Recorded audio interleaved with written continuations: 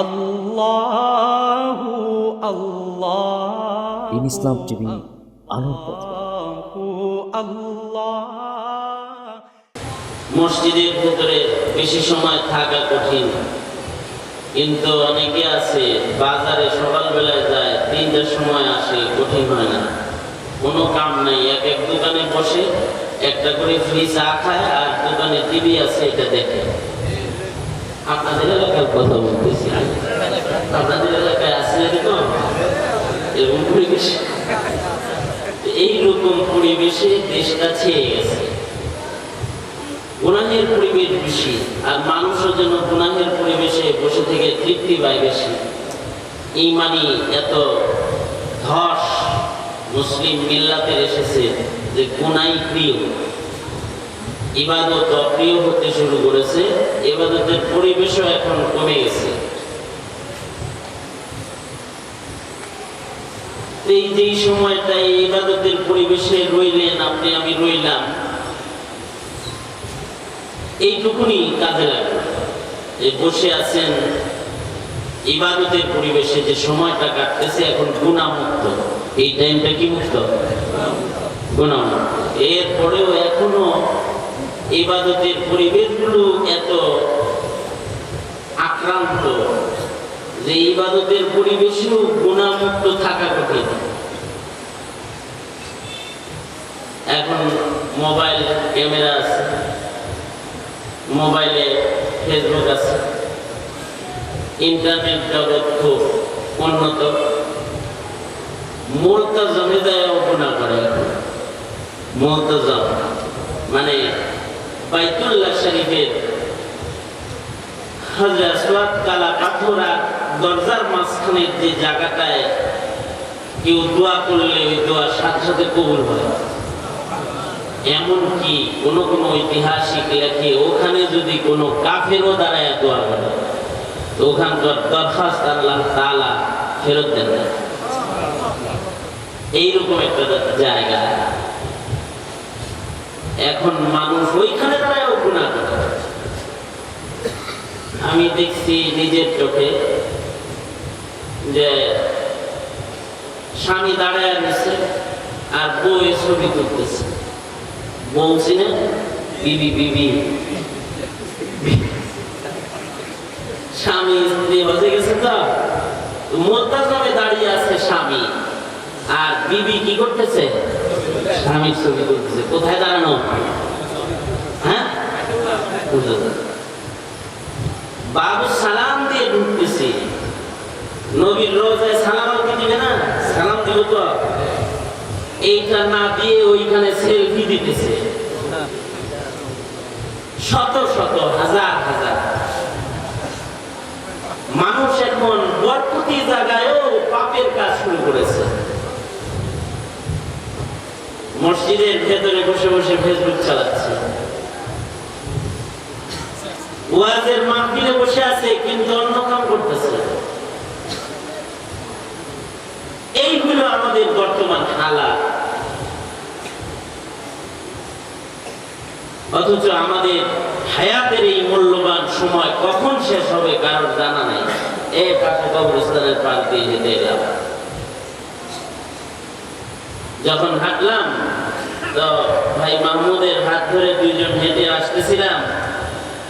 উনি কথা বলতেছিল, আমার কান ওনার দিকে ছিল কিন্তু মনটা কবরস্থানের দিকে ছিল।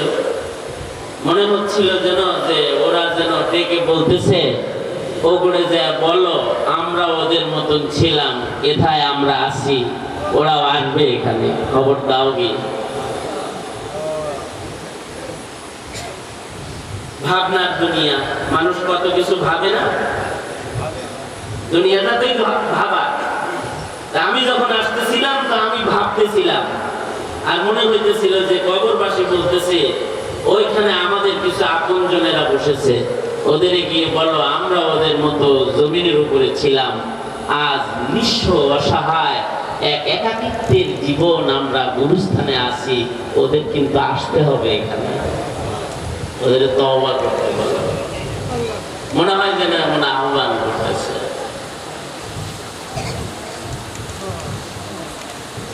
কবরের জগৎটা কারোর জন্য জান্নাত জন্য জাহান্নাম।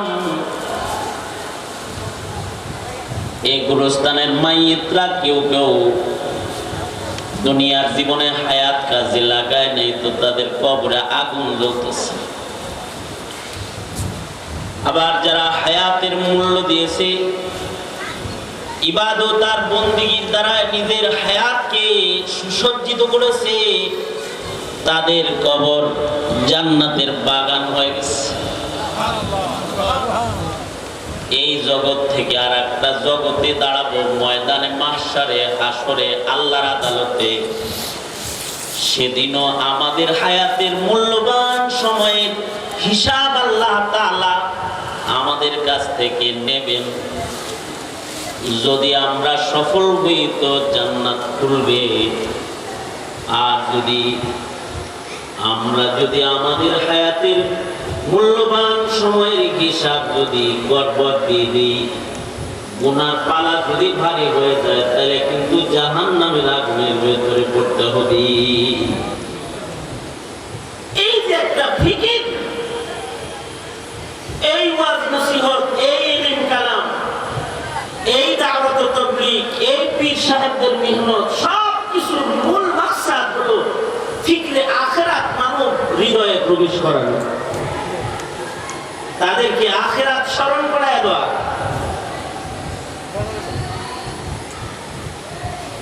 শুকর আদায় করুন ওই মহান মালিকের, যে মহান মালিক। এই বলে কিন্তু বললাম যে ওয়াজ মাহফিলে অন্য মনস্ক, ঠিক না? আমি আজকে এইখানে বসলাম, আমি অনেক জায়গায় কথা বলে চলে শেষ বেলায় এসে এখানে বসছি। আমি তো কথা বলতে বলতে দেখতো একটা মানুষ কতক্ষণ কথা বলতে পারে, আবদার করুণে করুণে রাত গভীর পর্যন্ত মাহফিলের সামনে আপনাদের সামনে বসে। তাই আয়েশা যেহেতু করছি, বিপদে পড়ছি, মাইকের সামনে বসে এসেছি, বলতেই যেহেতু হবে। আপনারা কমাস কম আমার দিকে থাকেন, দুই চারটা কথা শোনেন, এরপরে আমরা দোয়ার দিকে চলে যাব। অনেক ওয়াজ হয়েছে, ওগুলো আমল করলে জান্নাত পেয়ে যাবে। অন্য মনস্ক হবেন না। দুটো হাত উপরে তুলেন তো, তুলেন না। জাগ্রত আছেন, আল্লাহর একটু দেখান না যে আপনারা মাহফিল ঘুমান না। উঙ্গুলি খুলেন তো, এরকম নারেন তো, দেখি কত সুন্দর দেখা যায়। মাশাআল্লাহ। জোরে আওয়াজ করে বলেন আল্লাহু আকবার। নাই, আমি আজকে বলবো, আপনার আমি আজকে বলবো, আপনারা জোরে বলবেন। বলেন আল্লাহু আকবার, সুবহানাল্লাহ। এর চেয়ে জোরে পারেন না? পারেন তো? এতগুলো মানুষও যদি ছক্কা বলে কিরকম জোরে হয় ওই খেলা দেখার সময়। যদি গোল বলে, ওই গোল হয় তখন। এতগুলো মানুষ যদি গোল বলে কত দূরে যাবে? চিল্লানি মানে খায়া না খায়া চিল্লে। আর যদি মিছিল করে, একটা বিড়ি 50 টাকার নোট অথবা একটা পেপসি, কিরকম জোরে বলে? 3 জনের উৎপাতে গ্রামের সবার ঘুম শেষ। মালিকে কত কিছু দিবে। এই যে তাসবিহগুলো পড়াইলাম না, এক এক তাসবিহে মিজান ভরা ভরা নেক দিবে ময়দানে মাহশরে। এই তোর বাপও তোকে একটা নেকি ধার দিবে না যুবক, মনে রাখিস। তোর মা তোকে একটা নেকি ধার দিবে না। তোর আমার প্রিয়জন বন্ধু পরিচয় দিবে না, মুখ ফিরায় নিবে। ওই দিন বুঝবি এই শব্দগুলোর উচ্চারণের কত মূল্য ছিল। আওয়াজ করে বলুন সুবহানাল্লাহ, জোরে বলুন আলহামদুলিল্লাহ, বলুন লা ইলাহা ইল্লাল্লাহ। এত সুন্দর করে বলবেন, আশেপাশে যারা আছে এরা অন্য কাম বাদ দিয়ে যেন মাহফিলে আসে। কত সুন্দর করে আল্লাহর নাম করেছে, সুবহানাল্লাহ, আলহামদুলিল্লাহ, লা ইলাহা ইল্লাল্লাহ, আল্লাহু আকবার। আরো জোরে আল্লাহু আকবার। আল্লাহু আকবার। সুবহানাল্লাহ বলার লেগে রেডিওয়ে বসে একটা খবর দিই, এই যে যেভাবে তসবিহগুলো পড়াইলাম এই তরতিবে যদি জিকিরগুলো করতে পারেন বেশি, তো হাদিসে পাকে আছে আল্লাহর নবী বলেন এই তরতিবে জিকিরকারীরা জান্নাতে যাওয়ার সাথে সাথে আল্লাহ তাআলার নাম বেশি সুন্দর করে জপবার কারণে আল্লাহ তাআলা তাদেরকে জান্নাতে ঢোকার সাথে সাথে জান্নাতি ফল খাওয়ায়া মেহমানদারি করবে। মনে মনে ভাবতে পারেন ফল আর অন্য কিছু বলেন না, চাইনিজ মাইনিজ একটু আকর্ষণ। কত ফল খাইছি, বর্ডারের কাছাকাছি থাকছি, ইন্ডিয়ার ফল আইছে তাও খাইছি, বিদেশি ফল খাইছি, কত জিনিস খাইলাম। এমন কিছু আল্লাহ খাওয়াইতো যেটা জীবনে কোনোদিন খাইনি না। ফল খাওয়াবে, পরিচিত ফলই খাওয়াইবে, কিন্তু এই ফলের স্বাদ এত বেশি হবে, জান্নাতের একটা ফল বান্দা মুখে দেওয়ার সাথে সাথে দুনিয়ার জীবনে যে সেই ফল খাইছিল সব ফলের খাদ্যের স্বাদ বান্দা একটা ফল খাওয়ার সাথে সাথে ভুলে যাবে। এত স্বাদের ফল। তো মুহতারাম হাজিরিন, ওই যে যারা ঘুমায় আছে, কেউ জান্নাতে আছে, কেউ কোথায় আছে? জাহান্নামে আছে। জাহান্নামের আযাব এত ভয়ঙ্কর, একটা খেজুরের খোসা পরিমাণ জাহান্নামের আযাব ও আগুন যদি কারো নসিবে জোটে, তার চেয়ে দুঃখী আর কেউ রবে। আর জান্নাতের মেহমানদারি এত দামি যে আল্লাহর জান্নাতে একটা লাঠির মাথা রাখার পরিমাণ জায়গাও যদি কেউ পাওয়া যায়, তাহলে এই সাত আসমান জমিন যা কিছু আছে এর চেয়ে দামি জিনিসের মালিক হয়ে গেল। সুবহানাল্লাহ। লাঠি আছে না, লাঠি, লাঠির মাথা রাখতে 1 বিঘা জায়গা লাগে। কি কথা বলেন না?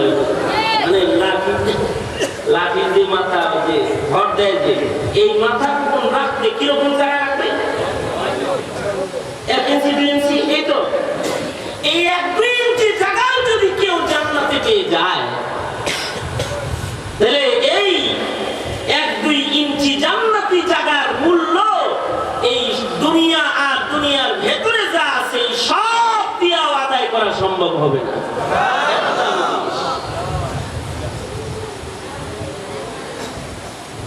বহুত বড় দামি কিসমত আমাদের যে আমরা জন্মসূত্রেই জান্নাতের মালিক। এটা সুবহানাল্লাহ নামিয়া, এটা কোন আলহামদুলিল্লাহ।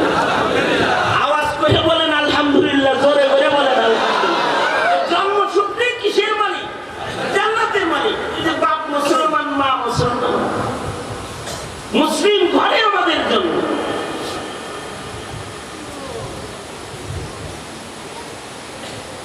অথচ এই ঈমানের জন্য কত মানুষের কত কুরবানি গেছে শুধু কালেমা পড়ার জন্য। আমরা যে ঈমানটা জন্মসূত্রে পাইছি, এই ঈমানটা যদি কেউ কোন রকম হেফাজত করে কবরে না যায়, তো হাবিবে কিবরিয়া নবী খবর দিয়েছেন এই ঈমানদারকেও আল্লাহ তাআলা যে জান্নাতটা দান করবেন, সেই জান্নাতটা হবে এমন পৃথিবীর 10 পৃথিবীর সমান। কিন্তু যদি এই মুমিন আগুনের ভেতরে পড়ে যায়, তাহলে এর চেয়ে দুঃখী, তার চেয়ে কপাল পোড়া আর কেউ হবে না। কারণ জাহান্নামের আগুন 1 সেকেন্ডের জন্য জাহান্নামের ভেতরে ঢোকার মতো যোগ্যতা আমাদের দেহে নাই। এই কারণে আল্লাহ তাআলা আল্লাহর কালামে মুমিন বান্দাদেরকে ডেকে বলেছেন, ইয়া আইয়ুহাল্লাযীনা আমানু, ও আমার আদরের প্রিয় বান্দারা, ও আনফুসাকুম, তোমরা নিজকে জাহান্নামের আগুন থেকে বাঁচাও, তোমরা নিজেকে বাঁচাও, ও আনফুসাকুম, নিজকে বাঁচাও, ওয়া আহলিকুম নার, আগুন থেকে, আই জাহান্নাম, জাহান্নাম থেকে নিজেকে এবং তোমরা তোমাদের পরিবার পরিজনদেরকে বাঁচাও। আহলদেরকে জাহান্নামের আগ থেকে বাঁচাও। জাহান্নামের আগুন, এটা ভয়ঙ্কর আগুনের থেকে নিজেকে বাঁচাও।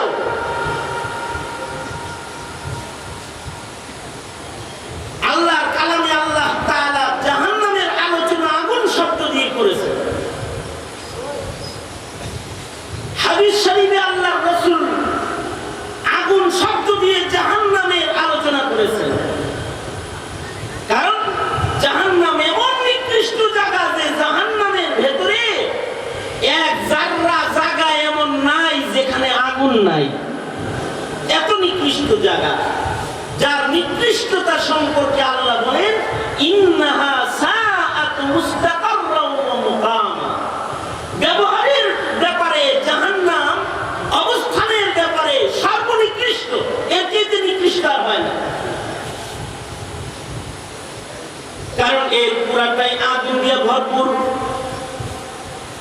এই কারণে আল্লাহ তাআলা জাহান্নামের আলোচনা আগুনের দ্বারা করেছেন।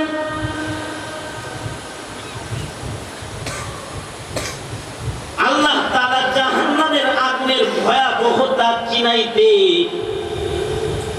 দুনিয়ার আগুন ভয়াবহ করে আল্লাহ তাআলা মানুষদের কাছে পেশ করেছেন। দুনিয়াতে যে আগুন আল্লাহ আমাদের সামনে দিয়েছেন, এই আগুনটাও কিন্তু বড় ভয়ঙ্কর আগুন।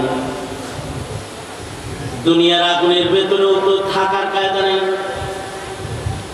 দুনিয়ার আগুনের ভেতরে আপনি আমি 10-5 মিনিট তো থাকতে পারবো ইনশাআল্লাহ। আওয়াজ করে বলেন পারবেন? দুনিয়ার আগুনের ভেতরে আমরা থাকতে পারবো না, তাহলে তো জাহান্নামের আগুন। দুনিয়ার আগুন আর জাহান্নামের আগুন এক আগুন না। জাহান্নামের আগুন ভয়ঙ্কর আগুন। আল্লাহ বলেন কুল নারু জাহান্নামা আশাদ্দু হাররা। ও বন্ধু আপনি বলে দেন, কি বন্ধু বলে দেন, ও বন্ধু আপনি বলে দেন জাহান্নামের আগুন বড় ভয়ঙ্কর আগুন। জাহান্নামের আগুন কিন্তু বড় শক্ত আগুন, এর গরমি কিন্তু সর্বোচ্চ গরমি। এই সর্বোচ্চ ভয়ঙ্কর গরম আগুন জাহান্নামের আগুন, এটা চিনার জন্য যে দুর্বল আগুনটা আল্লাহ আপনার আমার সামনে দিয়েছেন, ওইটাও সবচেয়ে বেশি ভয়ঙ্কর। যে ওর ভেতরে 1 মিনিট থাকার কায়দা আপনার আমার নাই। অথচ আগুনের মতো উপকারী কোন জিনিস আমাদের সামনে নাই। আগুনে এত উপকার আল্লাহ দিয়েছে। আগুন ছাড়া এই পৃথিবীর কিছুই হয় না। ইট বানাবে আগুন লাগে, লোহা প্রস্তুত করবে আগুন লাগে, এই প্রতিটা পার্টস বানাইতে আগুন লাগছে, এই পিরিচটা বানাইছে আগুন লেগেছে, কাপটা তৈরি করেছে আগুন লেগেছে, ঘড়ির ছোট্ট একটা কাটা বানাইছে আগুন লেগেছে, এই ক্যামেরা বানাইছে আগুন লেগেছে, গায়ের কাপড় ব্যবহার করছেন এতে আগুন লেগেছে। ভাত খাবেন আগুন লাগবে, তরকারি পাকাবেন আগুন লাগবে, পিঠা খাইবেন, চাইনিজ খাইবেন আগুন লাগবে, বিড়ি খাইবেন তাও আগুন লাগবে। মানে আগুনের ব্যবহার এত ব্যাপক যে আগুন ছাড়া এই পৃথিবীর কিচ্ছু হয় না। সব কিছুর ভেতরে আগুনের আশ্রয় আছে। এত উপকারী কইরা যে জিনিসটা আমাদেরকে আল্লাহ দিয়েছেন, তার লগে একটু শুয়ে থাকার কায়দা নেই, তার ভেতরে একটু সাঁতার কাটার কায়দা নেই, তার ভেতরে 1 মিনিট সময় থাকার কায়দা নেই। পানিতেও শখ করে সাঁতার কাটার সুযোগ আছে, আগুনের শখ করে হাত বা উঙ্গুলি দেওয়ারও সুযোগ নাই। এত ভয়ঙ্কর জিনিস এত উপকারী কেন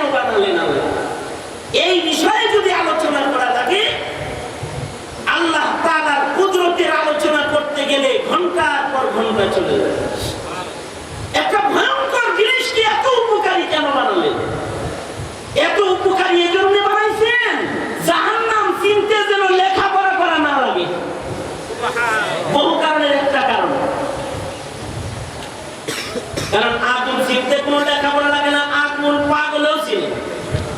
কি পাগলে আগুন চিনে না? যার সব জ্ঞান নষ্ট হয়ে গেছে সেও আগুন চিনে। পাগলের সামনে যদি আগুন জ্বালান তো পাগল পিছিয়ে যাবে। পাগল সব জায়গায় ঘুরে কিন্তু আগুনের ভেতরে ঘুরে না। ঘুরলেও আগুনের ভেতরে পাগল হাত দেয় না। আগুন কি এত উপকারী বানায় আল্লাহ তাআলা আমাদের সামনে পেশ করেছেন যেন সবচেয়ে কম ব্রেনের মানুষও লেখাপড়া ছাড়াই আগুনের ভয়াবহতা যেন উপলব্ধি করতে পারে। এর ব্যবহারকে এত ব্যাপক করে দিয়েছেন, এর ক্ষতিটা বোঝা যেন সকলের জন্য সহজ হয়। মানুষ যেন আগুনকে চিনে, যে আগুনকে চিনবে সে জাহান্নামকে চিনে ফেলবে। কারণ এই আগুন দিয়াই আল্লাহ তাআলা জাহান্নাম ভরপুর করেছেন। তবে দুনিয়ার আগুন আর জাহান্নামের আগুনের ভেতরে কিছু ব্যবধান আছে। বহু ব্যবধানের ভেতরে একটি ব্যবধান হলো দুনিয়ার আগুনে উপকারও আছে অপকারও আছে, জাহান্নামের আগুনে কোনো উপকার নেই। দুনিয়ার আগুন বাতাসে হেলে, জাহান্নামের আগুন বাতাসে হেলে না। ঘূর্ণিঝড়ের ভেতরেও সোজা দাঁড়ায় জ্বলবে। দুনিয়ার আগুন পানিতে নেভে, জাহান্নামের আগুন পানির ভেতরেও দাও দাও করে জ্বলবে।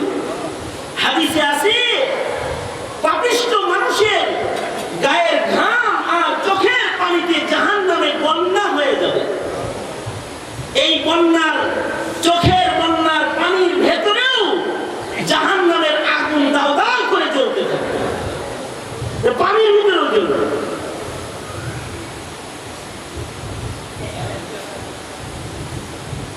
দুনিয়ার আগুন আর জাহান্নামের আগুনের ভিতরে আরেকটা ব্যবধান হলো দুনিয়ার আগুন নেককারকেও ক্ষতি করে, বদকারকেও ক্ষতি করে। দুনিয়ার আগুনের ভিতরে যদি কোনো বুজুর্গ হাত দেয় তারেও ছাড়ে না, পুড়ে ফেলায়। এমনকি দুনিয়ার আগুন নবী মুসা মুখে দিয়েছেন, মুসা নবীর জিহ্বাকেও আগুন পুড়ায় ফেলেছে, তুতলা হয়ে গেছে। কিন্তু জাহান্নামের আগুন কোন নেককার বান্দাকে পুড়বে না। জাহান্নামের আগুন ইমানদারের গায়ে লাগবে না। খাঁটি ইমানদার দেখলে জাহান্নামের আগুন নিভে যাবে। জাহান্নামের আগুন নামাজের নূর দেখলে পিছায়া যাবে। জাহান্নামের আগুন রোজার ঢাল দেখলে জাহান্নামের আগুন পিছায়া যাবে। জাহান্নামের আগুন একটা পানি দ্বারাও নিভে যাবে, দূরে চলে যাবে। দুনিয়ার আগুন সাধারণ পানির দ্বারা নিভে, কিন্তু জাহান্নামের আগুন বনি আদমের চোখের পানির দ্বারাই নিভবে। এই জন্য আল্লাহ তাআলা বনি আদমকে কাঁদতে বলেছে, কারণ বনি আদম যখন আল্লাহর ভয়ে কাঁদে ওই চোখের পানিগুলার বড় দাম। হাদিস শরীফে আছে ও পানি জাহান্নামের দিকে ছিটায় দিলে জাহান্নাম দূরে চলে যাবে।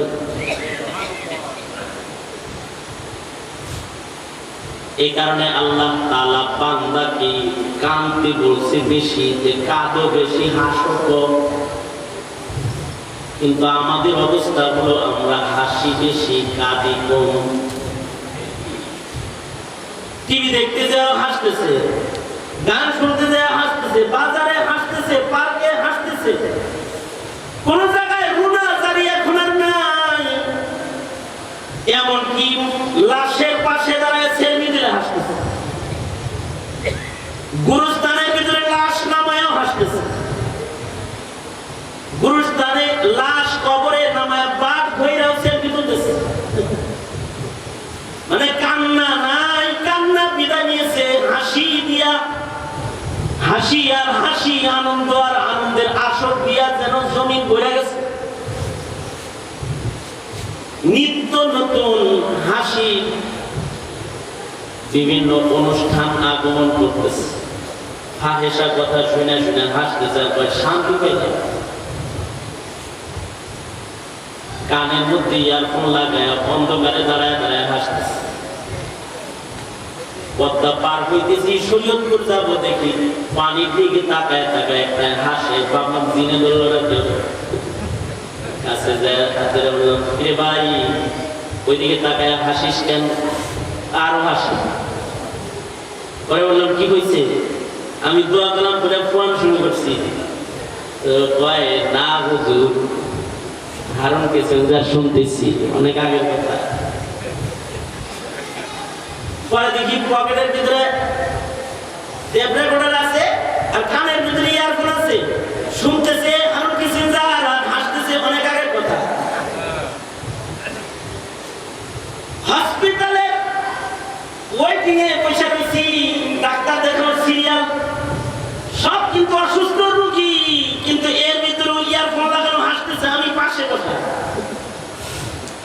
চিন্তা করলাম কি রে রোগী ফাইল হাতে হাসে কেন? পরে দেখি মোবাইল দেখতেছে আর কানে লাগানো আছে আর হাসতেছে। আমি কই কি ভাই হাসেন কেন? ভাই মিরাক্কেল। আমি তো মিরাক্কেল জীবনে কোনোদিন নাম শুনছি না। এটা মিরাক্কেল। মিরাক্কেল কি জিনিস? এটা হুজুর হাসির যন্ত্র, একটু শুনেন আপনিও হাসবেন। আমাকে এত অসুখ দিচ্ছে আল্লাহ, একটু কান্দাইবার লাগা কান্না আসে না। মিরাক্কেল দেখে দেখে হসপিটালে বসে বসে হাসতেছে। বন্ধ করে নিতে একটু কাঁদবেন কাঁদবেন, কারণ যে অসুস্থতা নিয়ে ডাক্তারের কাছে আসছেন, দুনিয়ার কোনো ওষুধ আপনাকে শিফার নিয়ামত দিবে না। দুনিয়ার কোন ডাক্তার আপনার চিকিৎসা করতেও পারবে না যদি না আল্লাহ আপনাকে শিফায়ে কামেলা নিয়ামত না দেন। কারণ অসুস্থতা সুস্থতা কার দেন? আর আস্তে করে বলেন, আর আস্তে করে বলেন, জোরে আওয়াজ করে বলেন কার দেন? আল্লাহ যদি সুস্থ বানায় তাহলে কোনো ওষুধ লাগবে, কোন ডাক্তারের প্রেসক্রিপশন লাগবে? বান্দায় যদি কেঁদে দিয়ে বলে আল্লাহ আপনি আমাদের পাপ করে দেন, বান্দার দরখাস্ত যদি আল্লাহর কাছে গ্রহণযোগ্য দরখাস্ত হয়, তো উসিলা ছাড়াও আল্লাহ বান্দাকে সুস্থ করে দিতে পারে। তিনি ও মহান জাত, তার কাছে একটু কান্দেন। তিনি বেশি কান্না পছন্দ করেন, বেশি হাসি পছন্দ করেন না। ফালিয়াযহাকু কালীলান ওয়ালিয়াবকু কাসীরা। বেশি বেশি করে কাঁদো আর কম কম করে হাসো। আল্লাহর রাসূল বলেন লা তুকসিরিজ যিহক। আল্লাহর নবী বলেন বেশি হাসবা না। বেশি হাসলে পরে কলব মরে যায়। যারা বেশি হাসাহাসি করে তাদের কলব মরে যায়। যাদের কলব মরে যায় তাদের জিকির ভাল লাগে না, তাদের কোরআন তেলাওয়াত ভাল লাগে না, তাদের নামাজ ভাল লাগে না, তাদের সাদকা ভাল লাগে না, তাদের নেক কাজ ভাল লাগে না, তাদের সুন্নত ভাল লাগে না, তাদের ইসলাম ভালো লাগে না। কলব যখন মরে যায় মানুষগুলো হিদায়াত শূন্য হয়ে যায়। তবে বান্দায় যদি কাঁদে, তো বান্দা আল্লাহর ভয়ে কাঁদলে তার কলব তাজা হয়ে যায়, গুনার দাগগুলা মুইছা যায়। আল্লাহ পাকের প্রেমে কাঁদলে বান্দা আল্লাহর পেয়ারা হয়ে যায়। একটু কেঁদে দিলে, চোখের পানি ফেললে আল্লাহ তাআলা বান্দার চোখে পানি দেখে এমন ন্যাক বান্দারে দেয় যা সাধনা কইরা সাধক অর্জন করতে পারে না।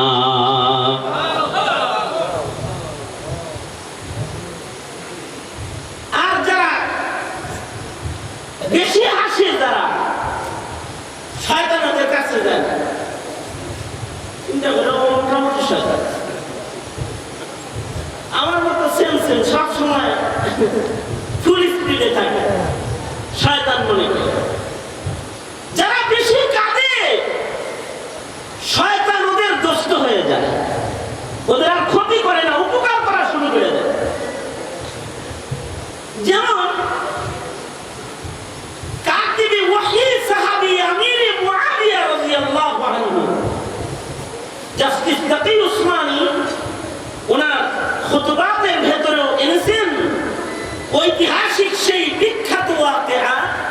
হযরত আমির মুআবিয়া তাহাজ্জুদের সময় শুয়ে আছেন, শয়তান এসে ওনাকে ডাকতেছে, উঠেন না, তাহাজ্জুদ করেন না, ডাকতেছে।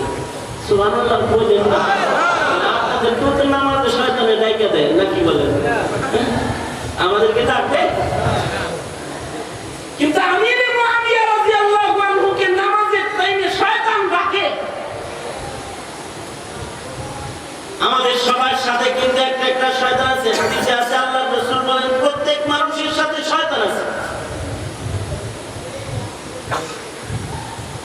আপনি যেমন বুদ্ধিমান, শয়তানের প্রজেক্ট গুলো এত টাইট ফিটিং যে আপনার সাথে একটা শিক্ষিত শয়তান দিয়ে রাখছে। তার মানে আমাদের উস্তাদরা বলছে, তুই যদি 10 পারার হাফেজ হস তাহলে তোর শয়তানরা 20 পারার হাফেজ, আর তুই যদি সাড়ে টাকার ছাত্র হস তাহলে তোর শয়তান যেটা সাথে আছে ওইটা তখন মিশকাত করে, মানে ওইগুলোও পারে ও। তুই যদি দৌড়া পাস হস, তোর শয়তানরা মুফতি সাহেব মুতাখাসসিস তাফসীর পড়ছে অথবা ইফতা পড়ছে। তুই যদি আয় পাস হস তাহলে তোর শয়তানরা বিয়ে পাস, যারা তোরে কাজ করবো কেমনি। তুই যদি সিঙ্গেল ডিগ্রি হস তাহলে ও ডবল বিয়ে। তোর চাইতে তোর শয়তানটা পাওয়ারফুল। প্রত্যেকটা মানুষের সাথে একটা একটা শয়তান আছে। সাহাবী জিজ্ঞাসা করে, আম্মা আকা ইয়া রাসূলুল্লাহ, ও আল্লাহর নবী আপনার সাথেও কি শয়তান আছে? নবীজি বলে, হ্যাঁ আমার সাথেও শয়তান আছে, কিন্তু আমার শয়তানটা মুসলমান হয়ে গেছে। আরো জোরে সুন্দর করে বলেন সুবহানাল্লাহ। সুন্দর করে। আল্লাহর নবীর সাথে যে শয়তান আছে এটা মুসলমান হয়ে গেছে। যারা কান্দে বেশি, চোখের পানি যারা বেশি গেলে তাদের শয়তান মুসলমান হয়ে যায়। তাদের শয়তান তাদের উপকার করা শুরু করে দেয়। যেমন আমির মুআবিয়া রাদিয়াল্লাহু আনহুর সাথে শয়তান আমির মুআবিয়াকে ডাকতেছে, উঠেন উঠেন উঠেন, তাহাজ্জুদ করবেন না। এই আমি একা, কই না আমি সব সময় সাথে থাকি। কে তুমি? কই আমি আপনার সাথে লোক। কে? কই আমি ইবলিস। তুমি ডাকতেছো কেন? কই দুঃখে। গত কিছুদিন আগে আপনাকে খেদমত করে ঘুম পাড়াইছিলাম, তাহাজ্জুদের নামাজ পড়তে দেই নাই, আপনি সারাদিন খালি কাঁদছেন। আপনি মনে মনে ভাবছেন, আজকে দিনে যদি আমার মৃত্যু হয় তাহলে আমার জীবনের শেষ রাত্রিটা এমন গেল যাতে আমি তাহাজ্জুদ করি না, আল্লাহর চেহারা দেখাবো কেমনে। আল্লাহ তাআলা আপনার কান্না বরকতে সারা জীবন তাহাজ্জুদ কইরা যতটুকু উপরে উঠেছিলেন, চোখের পানি দিয়া এক রাত্রি নামাজ না পড়া কাইন্দা তার চেয়ে বেশি উপরে চলে গেছেন। আজকেও যদি নামাজ কাজা হয়ে যায় আর যদি সারাদিন কান্দেন তাহলে তো আমি বিপদে পড়ে গেলাম। সিঁড়ি দিয়া ওঠেন, লিফটে ওঠা ভালো না, ওইটা পড়ে ওঠেন। আপনি আস্তে আস্তে নামাজ পড়েন আর আস্তে আস্তে উপরে ওঠেন। কেঁদে কেঁদে মাওলা রাজি করে এত উপরে ওঠার দরকার নেই, তাই উঠাইলাম। কান্নাওয়ালা বান্দা কি ইবলিসেও ভয় পায়? এ কারণে নবীজিও কেঁদেছেন। তোমার আমার হালত হইল, তুমি আমি যাই হাসতে, যে কোনো জায়গায় যাই নিয়ত থাকি একটু হাইসা আসি, একটু ফুর্তি করে আসি। হাত্তাকে তার ওয়াজ বেশি শোনো যেখানে ফুর্তি বেশি। এই হুজুর কিরম যেন মুখ নিয়ে কথা কয়, হাসাইতে পারে না। এই হুজুরের ওয়াজ ভালো লাগে না, কর কষ্ট কর। তুমি গেছো ওয়াজে গেছো, তাও হাসতে গেছো। কিছু জায়গায় কাউন্টে যাবি, মসজিদে যখন ঢুকবি কাদার নিয়ত করে ঢুকবি, ওয়াজ মাহফিলে যখন আসবি তখন দুয়ার মুনাজাতে পিছনের গুনাহের জন্য একটু কাদার নিয়ত করে ঢুকবি। এটা জিন্দেগীর একটা আদর্শ যে মুমিন মাঝে মধ্যে কাঁদবে, তার চোখের পানি দেখে আসমানের মালিক আল্লাহ তাআলা তাকে জাহান্নাম থেকে মুক্তি দিবে। তার চোখের পানি দেখে আল্লাহ তাআলা তার জীবনের সব গুনাহ মাফ করে দিবে।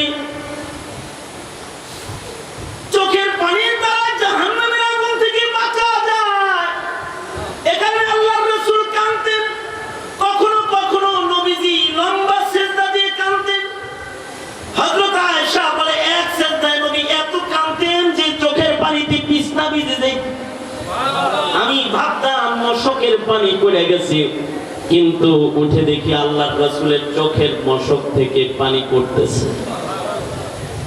কখনো কখনো নবীজি গুহার ভেতরে ঢুইকা একা একা কাঁদেন। ও মুসলিম ভাই, তুমিও রাতের আধারে উঠে মাঝে মধ্যে একা একা কাঁদবা, আয় আল্লাহ আমার ব্যবসায় বরকত দেন, আয় আল্লাহ আমার ব্রেন খুলে দেন, আয় আল্লাহ আমাকে তারাক্কি দেন, উন্নতি দেন। কাঁদবা, কেঁদে কেঁদে মালিকের কাছে। গোলাম যখন চায় মালিক গোলামের পরে খুশি হয়। আর চোখের পানি প্রতিটা ফোঁটা এত পাওয়ার দ্বারা ভয়ঙ্কর জাহান্নামের আগুন নিভানো যায়। এ কারণে সাহাবায়ে কেরাম কাঁদছেন বেশি, হাসছেন কম।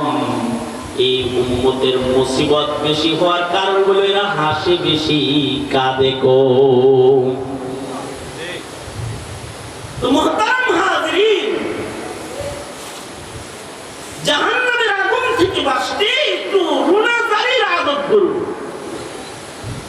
একাকী কাঁদা, নামাজের পরে একটু দোয়া করে কাঁদা, শেষ রাত্রে একটু সেজদা দিয়ে কাঁদা, নিজের সন্তানের জন্য কাঁদা, নিজের বিবিটার জন্য কেঁদে কেঁদে দোয়া করা, নিজের মায়ের জন্য একটু কাঁদা, নিজের হায়াতের বরকতের জন্য চোখের পানিওয়ালা দোয়া করা। তো আল্লাহ তাআলা চোখের পানিওয়ালাকে বড় পছন্দ করে। আসুন আজকে এই মুনাজাতেও আমরা আমাদের রবের কাছে দরখাস্ত করি, আল্লাহ তাআলা এই মাদ্রাসাকে কবুল করে নেন এবং আমাদের এই আজকের বৈঠককে কবুল করে আমাদের গুনাহ মাফ করে দেন।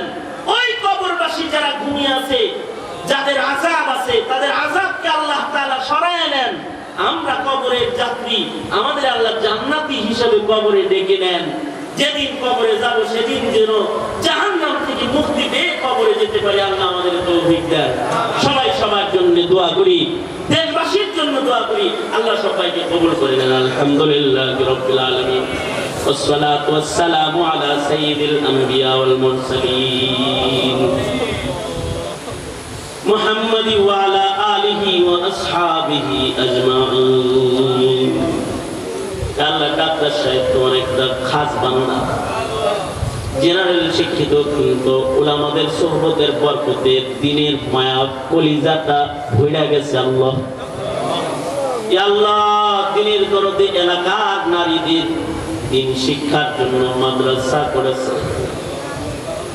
ইয়া আল্লাহ, দিন দরদি যারা তাদের ডেকে ডেকে একত্রিত করে ফেলেছে।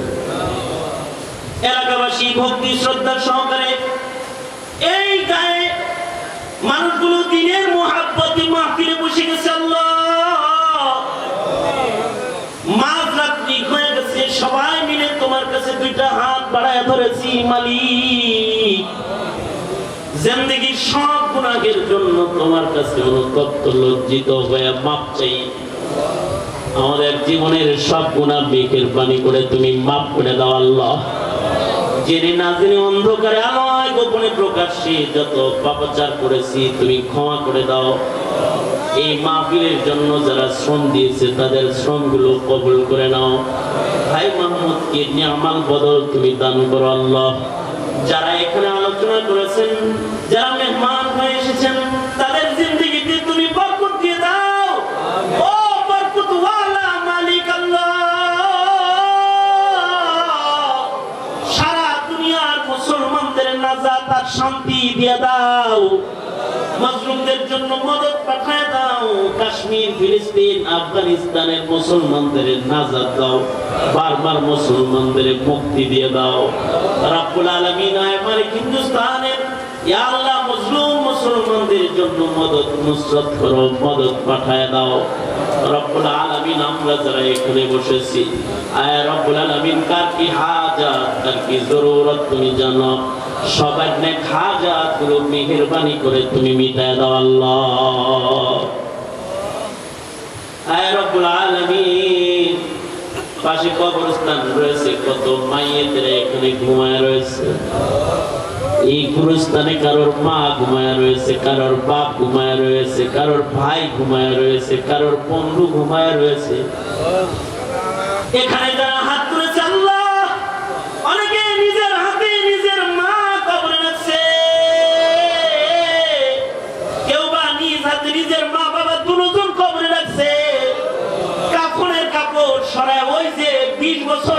মায়ের শেষ দেখা দেখছে, ওই যে কাফন সরায় নিজের বাবারে শেষ দেখা দেখছে, ভাইটা নিজের হাতে কবরে শোয়াইয়া পাষাণের মতো মাটির চাপা দিয়ে আধার করে মারে বাবারে দাফন করাইছে, আর জানে না কেমন আছে আল্লাহ, শুধুই মাত্র তুমি জানো তারা কেমন আছে।